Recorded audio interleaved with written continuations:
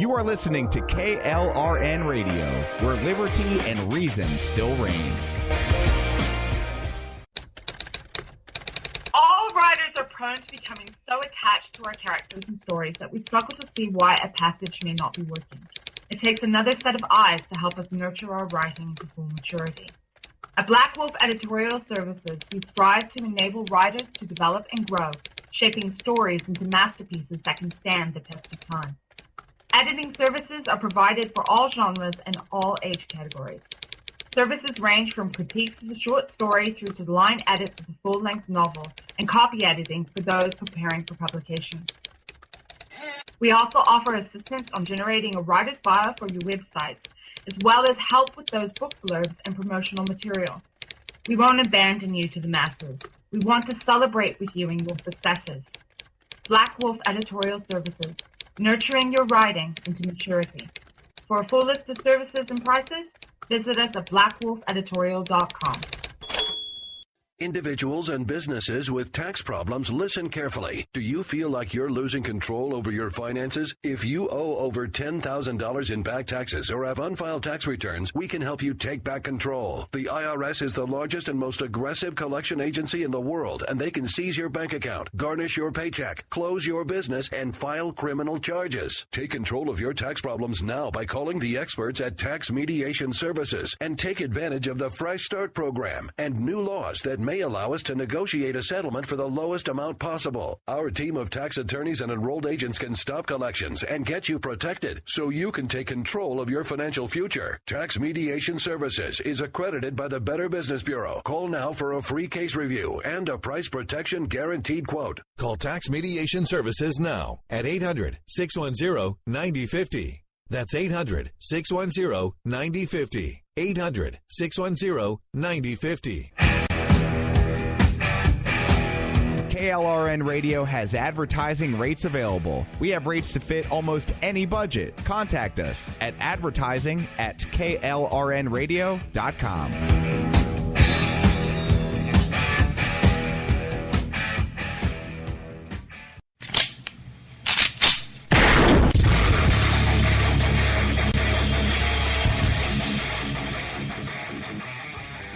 This is Slickery Trigger for Rebel Road Tactical. With proper care and feeding, your pistol will be ready when you need it, there to save your life. Shouldn't your gear be that good? Whether you need a holster for comfortable everyday carry or a tough-as-nails holster for your next training course, Rebel Road Tactical has what you need. Check us out on the web at rebelroadtactical.com. Tired of paying outrageous prices for Viagra? Well, we have great news for you. Now you can finally get Viagra at huge discounts. Healthy Man allows you to save up to $500 on Viagra. Why pay U.S. pharmacy prices of $15 per pill or more when you can get Viagra for less than $3 a pill? Call today and get 40 Viagra pills for only $99. This can cost as much as $600 at your local pharmacy. You can't afford not to call us. If you want Viagra at the lowest prices, never pay $15 a pill pharmacy prices again. Get Viagra for less than $3 a pill. Call 1-800-516-7602 today and save up to $500 and get 40 pills for just $99. Healthy Man is fast, easy, and affordable. Operators are waiting at 1-800-516-7602 to take your call right now. Call 1-800-516-7602. That's 1-800-516-7602. Again, 1-800-516-7602.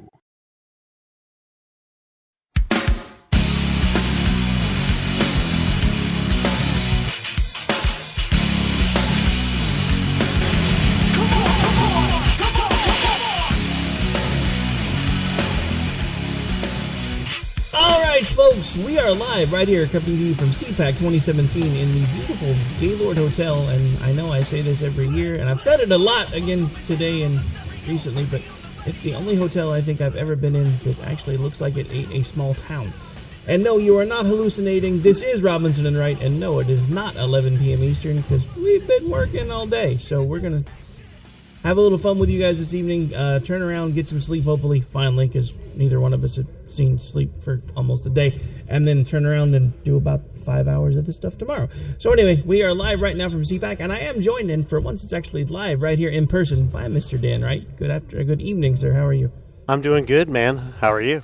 I am doing all right. So I know you want to get this out of the way because I know you had a really big meeting today with a certain someone that you wanted to make sure you told everybody about. Yeah. I ran into a Mr. Mike Cernovic, and I turned my badge around because I thought he might not want to talk to me if he had read my badge, and I walked up and asked him if he'd like to answer a couple questions, and he asked me to turn my badge around, then told me no. Nice. So, Dan, first time at CPAC, winning friends and influencing people like a boss. I expected it. That's why, I actually took your advice, Rick, and turned my badge around so he wouldn't see it, and first thing he said is, "Who are you?" So, See, that's when we didn't have this part of the discussion, but you should have just been like, kind of turn around and be like, "See, I'm with KLRN." But who are you? You gonna answer my questions or not? Yeah. And he was, one of the only guys of the, I guess you would say, the alt-right persuasion that I saw here. I was hoping to see a few more and try to interview them, but I heard Spencer was here at some point. But he was, but he got booted. That's funny. Yeah, they apparently just didn't want him here. I guess it was yesterday morning that they asked him to leave. Oh, couldn't have happened to a nicer... Well, never mind. Because that would be a lie. But no, it's been an interesting experience for me. It's my first time here, and I've been able to meet a lot of people that I've communicated with, both maybe on the air or on social media, and being able to meet them in person has been neat. And the Loftus party is here, and so I've hung out with Michael and Stacy for a while, and it's been a cool experience so far. Welcome to the organized chaos that is CPAC. Yes, it's crazy. It's literally exchanging business cards and spending most of the day trying to get people to come onto your show and people trying to come onto your show. It's like a big frenzy of business cards going around all over the place. It's kind of cool. It's like speed dating for executives.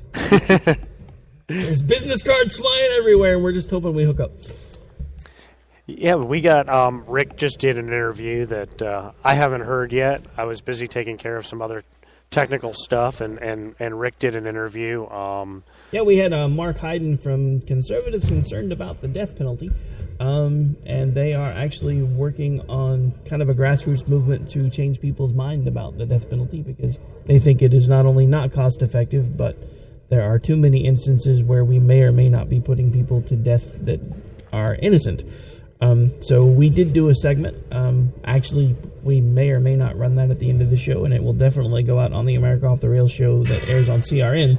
That will be, unfortunately, recorded really early tomorrow morning. So, yes, sadly, I get to do this again in just a few hours, which is normal for me on Friday. So it's between the turnaround between Friday and Saturday is usually really short anyway. But after being on a plane for 5 hours and getting 2 hours of sleep and getting up and basically running around like a madman trying to hand out business cards and get business cards back. And then the interesting thing about this year's CPAC is they were hot bunking media tables, which I've never seen them do before, because it was like one group would get done, another one would come in. So it was just one of those things where it was like, well, do we have a table? Do we not have a table? Because I was told we were getting a table. Well, no, now you're not getting a table till later. And I'm like, that was not what I was told when I signed on for this. Yeah, which is where our plan for tomorrow comes in, and that's just leave our banner up, and we are going to hop right on this table first thing in the morning. Yeah, for those of you who haven't been to CPAC before, the first day of the conference is usually just, meet and greet, get your credentials, go hang out at the public house, which is usually where Hannity's hair has a really big bash usually there every year. Sadly, I haven't seen him yet this year either. So a lot of folks that I met last year actually didn't even make the trip this year.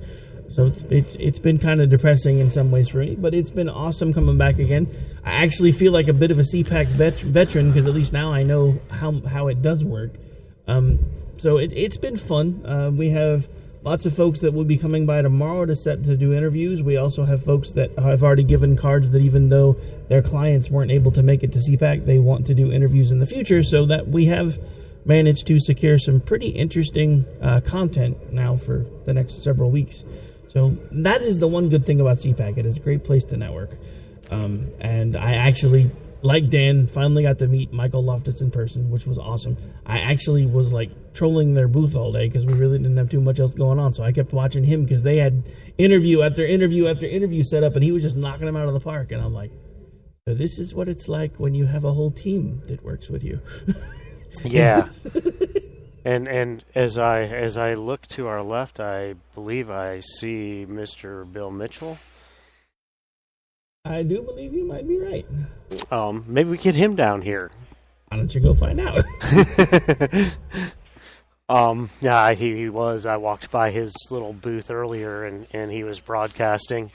And I got to meet today the Colonel Kurt, who I've been friends with on social media for a couple of years, and finally got to meet him in person and got a real interesting picture with him as he pretended he was trying to kiss me on the cheek. Are we sure he was pretending I was there? Yes, he was pretending, folks. Don't panic. But yeah, I mean, honestly, I think you have even more interesting stories about CPAC this year than I do so far. Yeah, I mean, it's kind of a short trip for us because, we weren't here from the beginning. I rolled in this morning. You rolled in about midnight last night.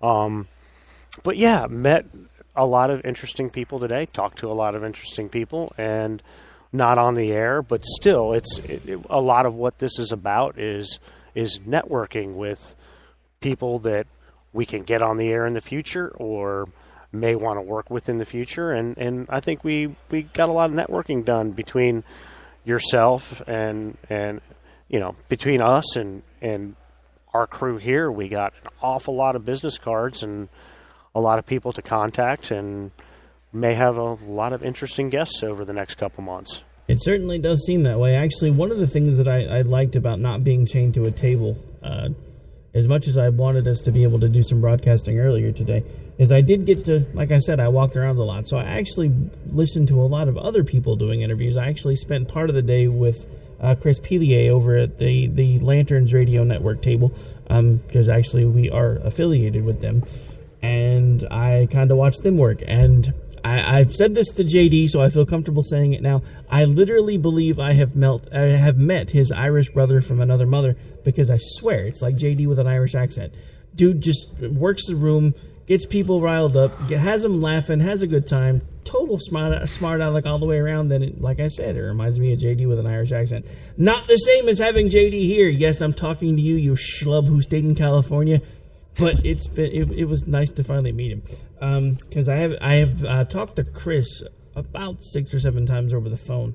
It was kind of nice to see that he had a laid back side, because every time I talk to him on the phone, he's always serious. Yeah, their whole crew very laid back. We had a good time this morning hanging out with them and watching them. And yes, John, even jumping up every once in a while and just dancing.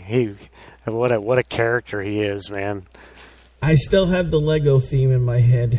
Thank you, thank you, Jonathan. But the scariest one was he was trying to sing the Frozen theme and only knew the 3 words, "Let It Go." And he was belting it out.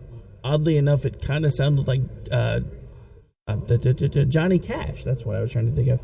Trying to sing the song when he first started trying to do it. I'm like, dude, first of all, not the right key. Second of all, there's more than 3 words. He's like, leave me alone. It's all I know. Well, yeah, and those guys started, I think they probably did their first interview around a little after noon today, maybe. Yeah, about that. Actually, I think they're still going. Yeah, and that's what I was going to say. They finished up on the table they were on. Another table opened up. They moved all their equipment. They set everything back up again, and they've been doing radio since noon. essentially. That's some hardcore radio right well, there. You realize that's going to kind of be us tomorrow. Yeah, and I'm ready for it. I'm ready to do it. Oh, but yeah, so lots of stuff going on around here. It was interesting watching Trump fly in, apparently. Well, the worst thing, because, this is, I believe, and I could be wrong, but I believe this was the first time a president has visited CPAC since Reagan. Secret Service, I love you guys, I love what you do, but you're a pain. Oh, yeah. I mean, it wasn't bad when I came through this morning, but the stories I heard about early, that the lines to get through the Secret Service checkpoint were just insane. Oh, yeah, it was crazy. It actually took us an extra 35 minutes to get in here because the line just wasn't moving. And then it was, when you have someone who is using a wheelchair and has 14 different bags in and around said wheelchair, it took forever to get that person cleared. So that was an interesting experience. I mean, we went through that a little bit last year because when some of the candidates were here, Secret Service was here, but it wasn't anything like this year. Which I understand why, because apparently from the moment Marine One touched down, there was a protest formed outside. I mean, I swear, I guess the guy can't go anywhere without somebody protesting something. Oh, and then... Well, I heard yesterday, too, we weren't here yesterday, but I guess it was about 2:30 yesterday afternoon, on all of Radio Row, while everybody was in the middle of their shows, Secret Service just came in and said, shut it all down and everybody get out. Yes, actually, I heard about that from a few different people. There were nice little rumors going around about how they were... if you were in the middle of a broadcast, you were going to be fine. Oh, well, yeah, but if... no, what was it first? If you're set up already, you were going to be fine. And that rumor started circulating about 1:15. Then around 1:30, it was, well, if you're in the middle of a live broadcast or broadcasting at all from Radio Row, you'll be fine. And then 2 o'clock, they were like, get out. So, I mean, everybody, and if you've seen this place, I mean, there's... 33? Yeah, there were 33 booths. Tables. So 33 shows going on, and every one of those shows had to basically just stop their show, and leave in the middle of their show. Yeah, Lord knows what would happen if they decided not to. Somebody probably would have got shot. I guess the weirdest thing, I guess, for me for this CPAC is the fact that the Blaze didn't show up at all. I mean, I know about the whole dust up between Glenn and Matt, but at the same time, on Monday on the air, they seem to have talked it out a little bit. And Glenn intimated that they were going to be here, and yet they were given probably one of the smallest booths here and weren't here. Yeah, I mean, it goes from obviously booth number 1, which is CPAC's booth, all the way down to booth number 33, and I think Blaze's booth was 31. Yeah. All the way at the far end. And, I mean, they did. I'd say the key booth, which is the one that turns the corner, was NRA TV, and they had a heck of a setup. I mean, they literally had a TV studio here, a full TV studio, and if you looked at the monitors looked like they were doing their show from a live, TV studio. But then from there, it goes down to, I mean, we are basically at the same kind of table that they put the Blaze at. Well, I mean, I'm sure if they actually would have shown up, that they would have done what they did for them last year, which was find room to put them, because they actually had a setup that was pretty similar to NRA TV setup last year. A big cordoned off area with Blaze banners all the way around, and then spots for them to sit up to do their TV interviews. But I don't know. I mean, I guess the thing that kind of stuck with me is, I was pretty sure those two, at least they were acting cordial on the radio on Monday, and then they get pushed down to the Blaze got put in Siberia.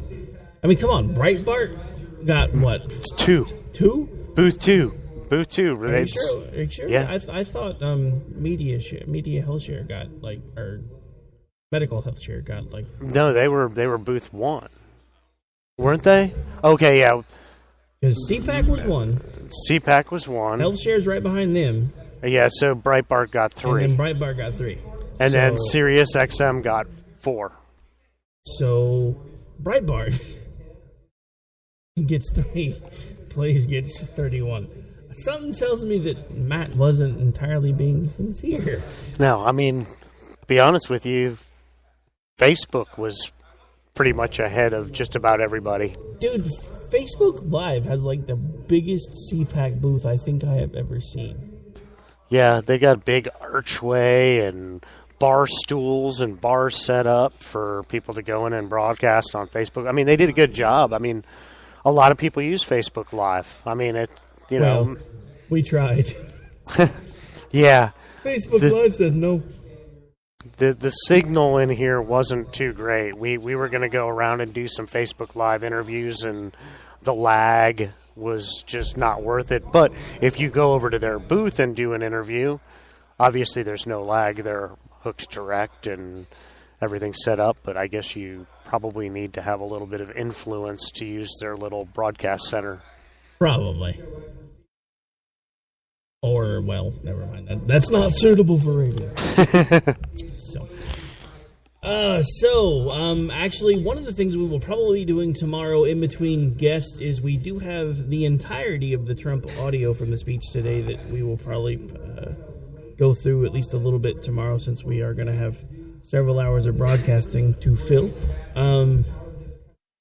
I don't know, one of the most interesting things for me that's occurred over this last few days, and I didn't even know about it until I had gotten around this afternoon, was the fact that there were key media outlets that were refused entry to the press gaggle, which, for those of you who don't know, press gaggle and press conference, not the same thing. So they're not excluding them from the White House press corps. They're not going to be excluded from the live press briefings, etc. But there is a more informal get-together where basically it's not as stringent as the televised one.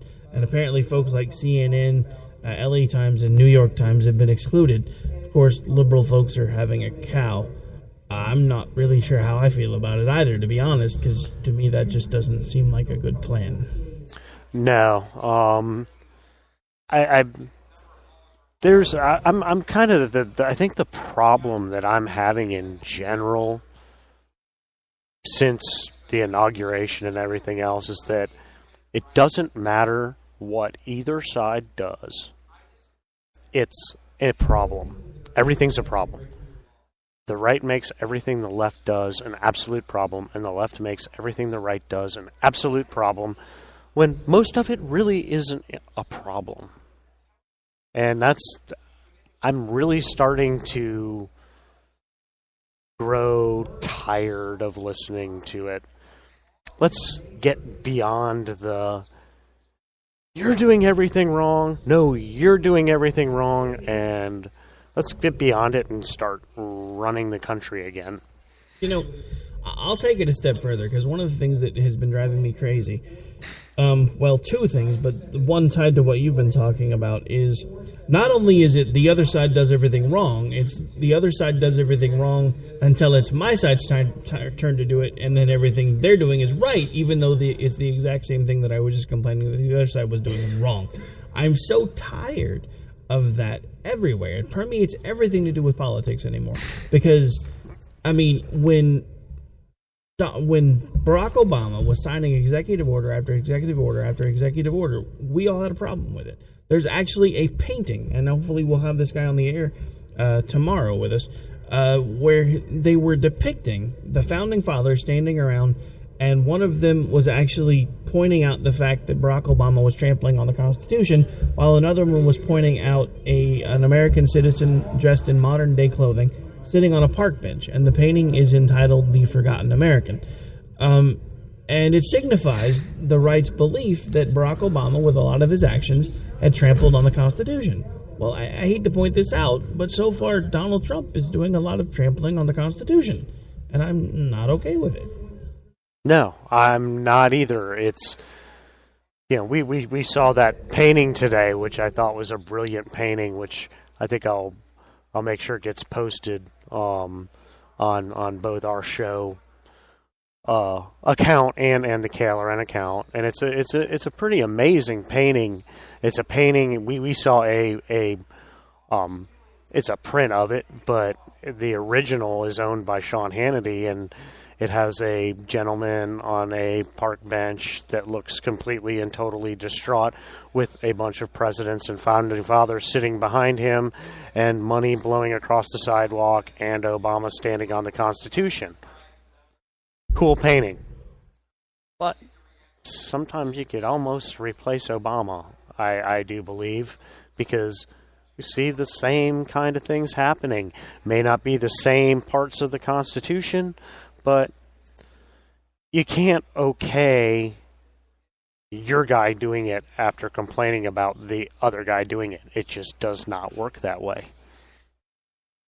Well, I mean, unfortunately, I'm noticing for a lot of people it does. I mean, even people that we know that were completely livid over Barack Obama's executive orders are like, oh, look, Trump did another executive order, and this one's a good one. Yeah, and a lot of what he's doing with these executive orders, he has the House and Congress. Slow down. I've said it before on this show. Slow down. You don't need to get everything done in your first 100 days. You don't. It's hurting. I think it's starting to hurt him a little bit with his approval ratings and everything else because he is rushing to get everything done as soon as possible. Well, I mean, and again, just my take on it, then it's about time for us to take a break. Now, let's look at this from the outside looking in. So, for the last 8 years, everybody that was a Barack Obama supporter, Barack Obama fan, Barack Obama sycophant, whatever you want to call them, has been listening to the right lambast him for executive order after executive order after executive order, talking about, well, I have a pen and a phone, and I'm going to get these things done. And then they're like, well, you can't do that because that violates the Constitution. And you're right. I mean, at least Obama doing the executive orders at some point made sense in his mind because he felt like he had to do an in-run around Congress. Why is Trump needing to do everything by executive order? Why? And then let's take this a step further, because not only does Donald Trump have a pen and apparently know really well how to use it, now he's starting to slowly remove members of the press from availability to the White House. Now, you can say what you want about it. Well, it's just the gaggle, Rick. It's different than the conference. It's a beginning. These things always start with a beginning. Remember, that's why we were so against Obamacare, because we knew it was a beginning, and we knew there were worse things coming. So we can't look at the things that this president is starting to signal and go, well, it's not that big a deal, because it's not like he removed them from the White House press corps. Yet. But if he's signaling he's going to remove them from the gaggle, is it really that much of an overstep to say that it looks like he might be considering removing them altogether? And that is something that we need to watch, because I get it. Nobody likes the press anymore. Nobody likes the media. They all think the media is out for themselves. They're all out to try to make money. It's not about the truth anymore. I understand that. But what are we supposed to do? Are we going to start acting like Venezuela? Because right now, some of the signals that we're sending sound a lot like Venezuela. Yeah. Well, and it's even, John McCain said it the other day. I mean, I do not remember who he was on with, but he basically looked at him and said, I don't like you, but you're the press. And we have to have a free press in this country, whether we like the free press or not. We need it. It has to be there. Whether you agree with it or not, things will move and change. I mean, he literally looked at the interviewer and said, I don't like you, but you have to be here. Yeah, I remember that, because I remember looking at his facial expression and realizing that was not something he said just to make a point. He literally meant, I do not like you. Right. Yeah, and a lot of people bashed him for saying that, and they didn't bash him for saying, I don't like you. They bashed him for saying that we need you.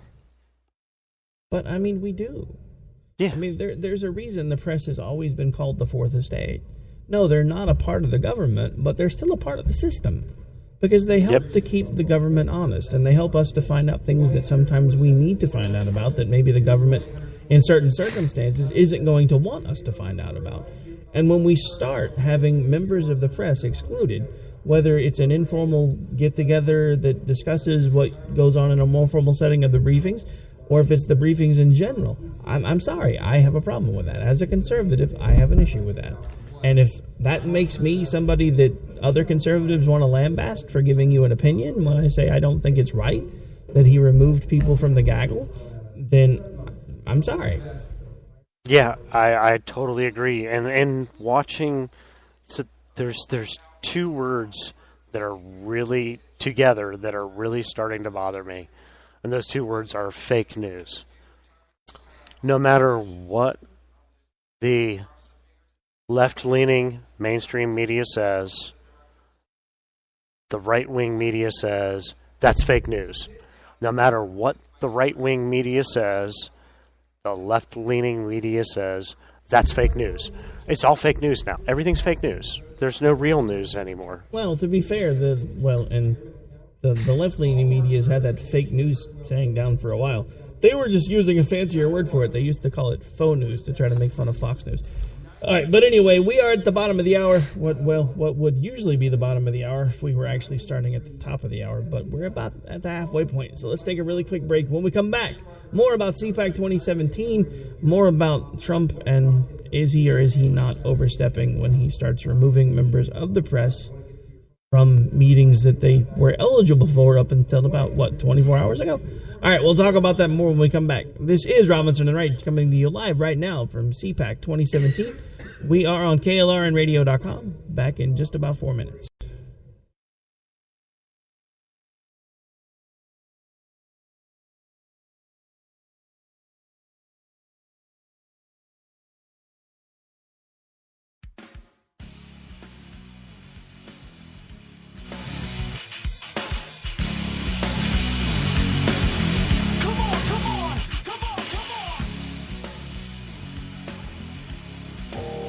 You are listening to KLRN Radio, where liberty and reason still reign. All writers are prone to becoming so attached to our characters and stories that we struggle to see why a passage may not be working. It takes another set of eyes to help us nurture our writing to full maturity. At Black Wolf Editorial Services, we strive to enable writers to develop and grow, shaping stories into masterpieces that can stand the test of time. Editing services are provided for all genres and all age categories.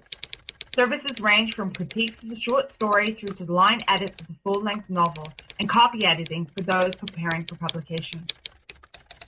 We also offer assistance on generating a writer's bio for your websites, as well as help with those book blurbs and promotional material. We won't abandon you to the masses. We want to celebrate with you and your successes.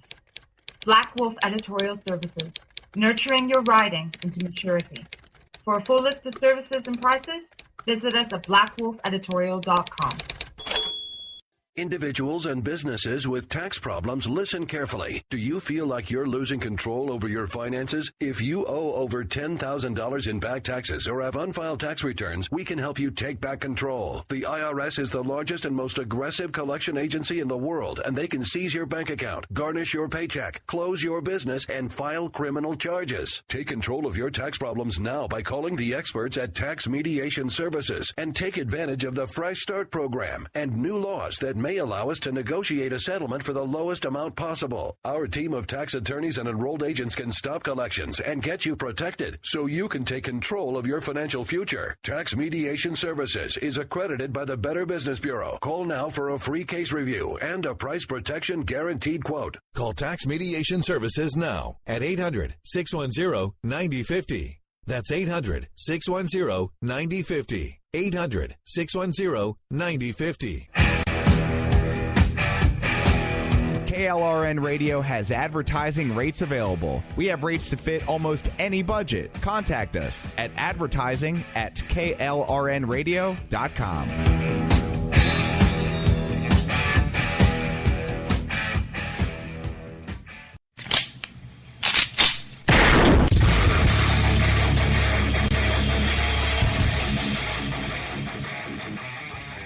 This is Slickery Trigger for Rebel Road Tactical. With proper care and feeding, your pistol will be ready when you need it, there to save your life. Shouldn't your gear be that good? Whether you need a holster for comfortable everyday carry or a tough as nails holster for your next training course, Rebel Road Tactical has what you need. Check us out on the web at rebelroadtactical.com. Tired of paying outrageous prices for Viagra? Well, we have great news for you. Now you can finally get Viagra at huge discounts. Healthy Man allows you to save up to $500 on Viagra. Why pay U.S. pharmacy prices of $15 per pill or more when you can get Viagra for less than $3 a pill? Call today and get 40 Viagra pills for only $99. This can cost as much as $600 at your local pharmacy. You can't afford not to call us. If you want Viagra at the lowest prices, never pay $15 a pill pharmacy prices again. Get Viagra for less than $3 a pill. Call 1-800-516-7602 today and save up to $500 and get 40 pills for just $99. Healthy Man is fast, easy, and affordable. Operators are waiting at 1-800-516-7602 to take your call right now. Call 1-800-516-7602. That's 1-800-516-7602. Again, 1-800-516-7602.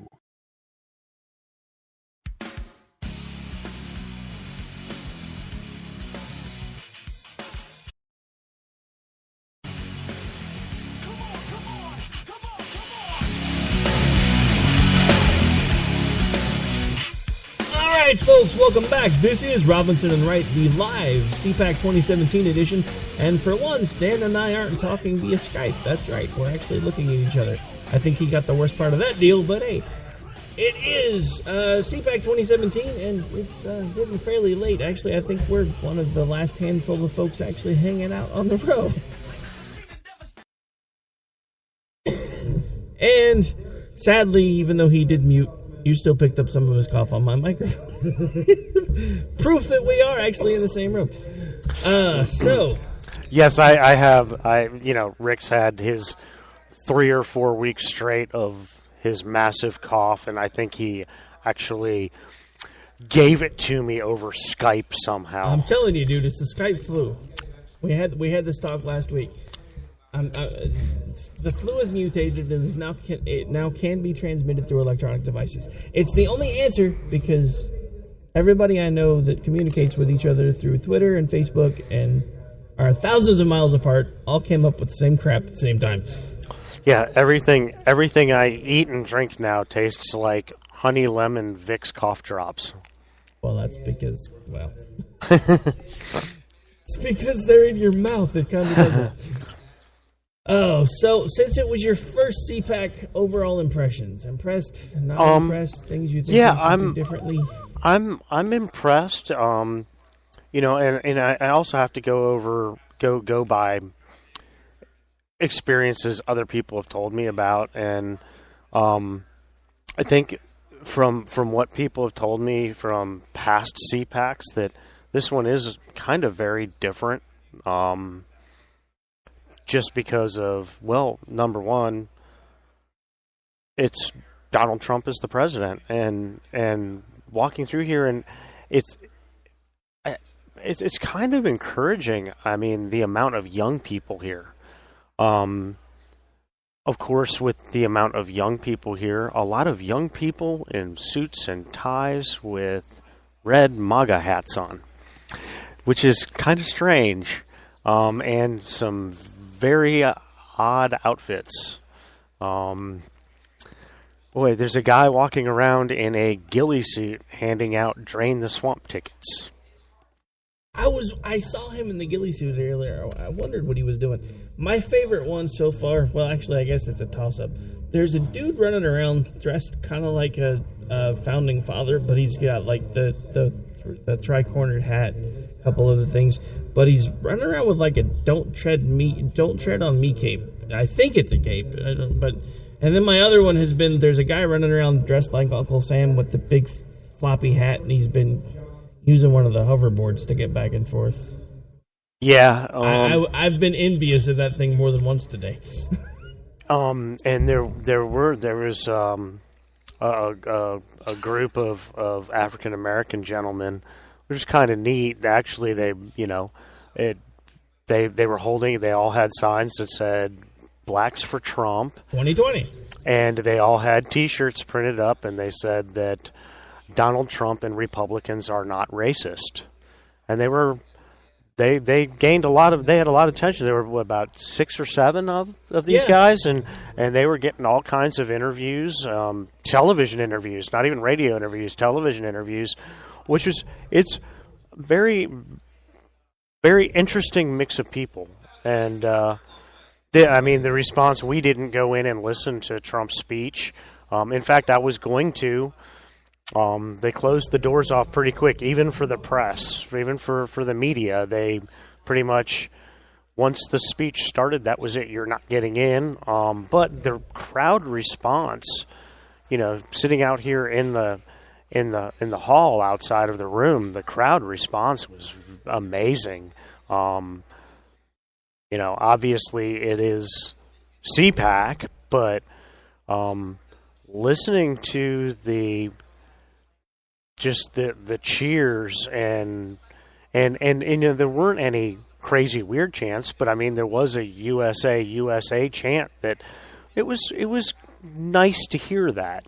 It was nice to hear people sounding very positive. So I did figure something out, but unfortunately I didn't figure it out until after the fact. The reason you weren't able to get in is they had a secret passphrase for the media. You had to say specifically, "I'm not with the New York Times." Then they would have let you in. Yeah, that's. I did notice that print media. There really isn't a lot of print media here, but WAPO has a big room up front. Yeah. But that's about it. There really isn't any other print media here at all. No, honestly, print media's never. I don't know if back in the day they were a big part of CPAC, but since most everybody's gone to online papers anyway, and I've noticed even the folks that have started online papers have gone to video medium. I noticed because Breitbart had a huge booth and they had cameras and stuff running, and I was kind of surprised. Yeah, they were, and they had a big combination of. It looked like you'd go by there and there'd be 2 shows going on. They had a radio setup and a video setup, and Breitbart had 2 shows going on at the same time, and a store in the middle. Yeah, I thought that was a nice touch. And not that I would buy anything from Breitbart lately. Love you, Andrew, but they killed your dream, brother. Yeah, and SiriusXM's booth's pretty interesting because they had room for 3 shows going on at the same time. Watching, it was neat to go by there and not just watch the hosts doing their shows, but watching all their tech people going nuts with their laptops and everything else, trying to run 3 shows at the same time. It looked like for 3 shows, it was kind of a skeleton crew that they were kind of sharing producers between 2 shows at the same time. Kind of interesting to watch. And then, like I said, the NRA TV, that was just, they had security there and watching them,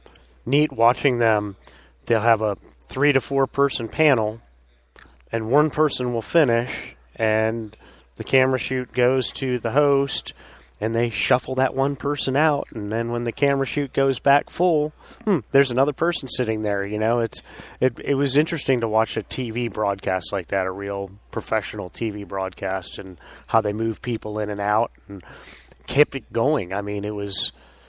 Your darn conservative NRA TV is not professional. But it's been interesting watching this. Another gentleman that I talked to very, very briefly that, to be honest, was not very nice was Sheriff Clark. Meh. Yeah, he definitely, I think, has let some fame go to his head because I used to be a huge fan of his and just tried to talk with him real quick and do the networking like we've been trying to do and give him some business cards, and he really blew me off and kind of took my business cards and tossed them to an assistant and turned away from me. And I was like, okay. I guess we'll never have you on a show. Yeah, no, I mean, honestly, and that's kind of sad because I actually really am a pretty big proponent of law enforcement. But yeah, I don't know, I don't even know how long it's been really, but it's been at least a year that I can think of off the top of my head where it just seems like he's just kind of gone sideways. It's fame. I mean, he's become a TV personality, and he was getting ready to go on Judicial Watch, and that's the thing. It's fame. He, and to watch, like I mentioned, Colonel Kurt. He was making the rounds. He was doing just about everybody's show, and I think probably if he's here tomorrow, we could probably get him ourselves. He wasn't hesitating. Pretty much anybody that wanted him on, he was sitting down and doing their shows, and I think that's the way it should be. That's the reason people come here. I mean, that's like when I was making the rounds today. If anybody asked me, I sat down with him because I wasn't doing anything anyway. Right. So I mean, that's part of why you're here. You're here to get people exposure on your show, and at the same time, if somebody's made it a little further than you, or you're trying to maybe boost their profile a little bit, you want to work a little bit on their show. And I don't understand, because it seems like everybody that's in this type of work, they have that mindset till they get to a certain point, and then it's F you guys, I'm here, you're not my problem. Yeah. I'm trying to think of anything else that really happened today. Oh, I did meet Jesse Waters in the bathroom this morning. You met Jesse Waters while you were making water. Yes. That's funny. He said hi to me. I mean, I guess he's personable enough. Wait, but doesn't that violate some kind of man rule? I thought we weren't supposed to talk to each other in the bathroom. But no, it has been, it's been interesting. Like I just made that kind of that difference between, like, say, the Colonel and Sheriff Clark. As the Colonel is in here, he's having fun. You watch him walking through here, he's having fun, he's smiling, he's laughing with people. You see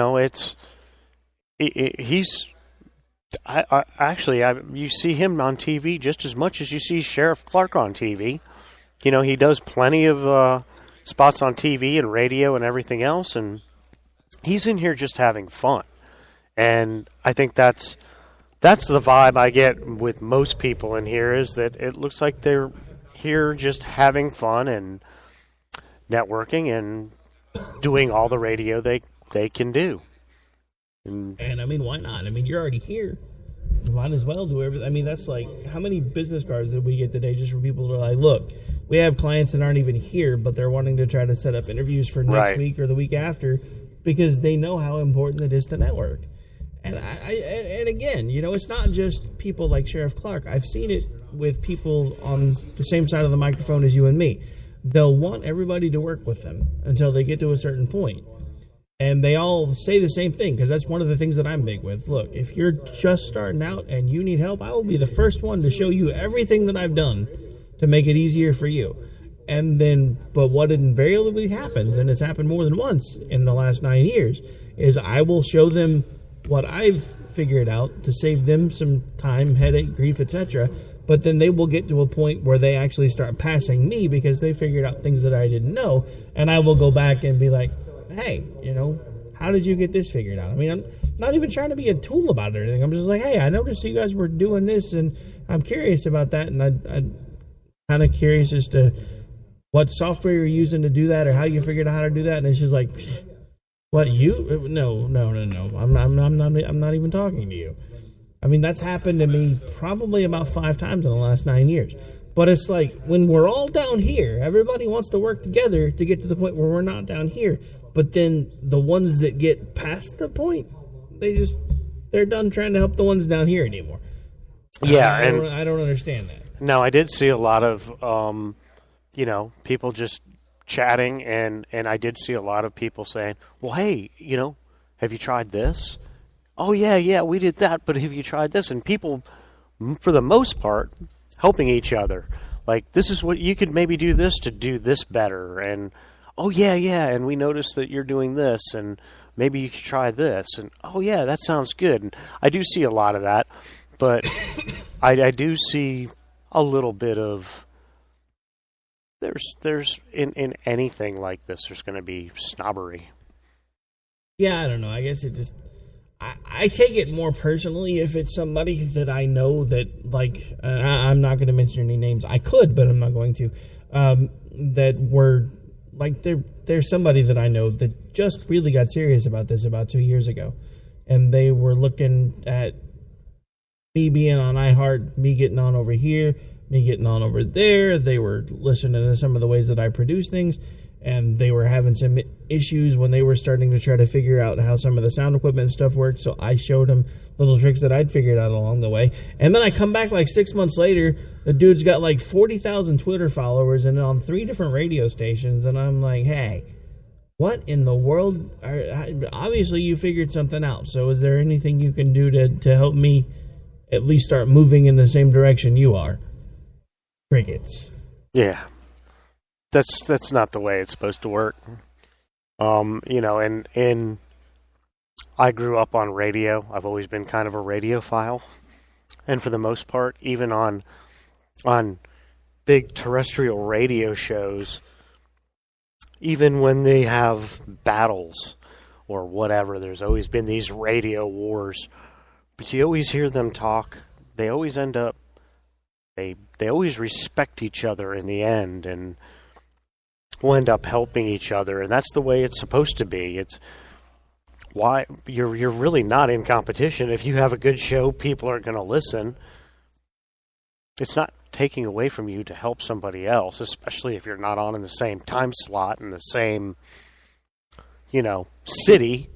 What's the big deal? Well, I mean, I can tell you what the big deal is as far as they're concerned.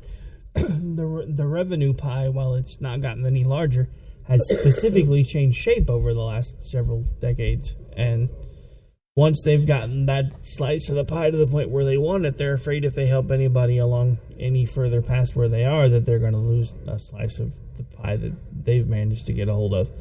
I don't know. I mean, and I wouldn't have even normally talked about this, but it just reminded me the whole Sheriff Clark thing, because I remember people that were talking to him and about him before he was a household name. And we're talking about what a good guy he was and how he was just personable. He would come up, he'd talk to you, he'd smile, he'd laugh, he'd have a good time. And now it's like, you're not with like these guys. You're down here. Yeah, no. Yeah, I mean, he walked in here today like a rock star. I mean, it was like, the grand entrance, and it was like a rock star walked into the building, and I don't have a problem with that. But he acted like a rock star. He acted like a snobby rock star. And the guy that I really, like year and a half ago, I had huge respect for. And that doesn't help his respect. I don't know how he thinks that makes things better for him in the future.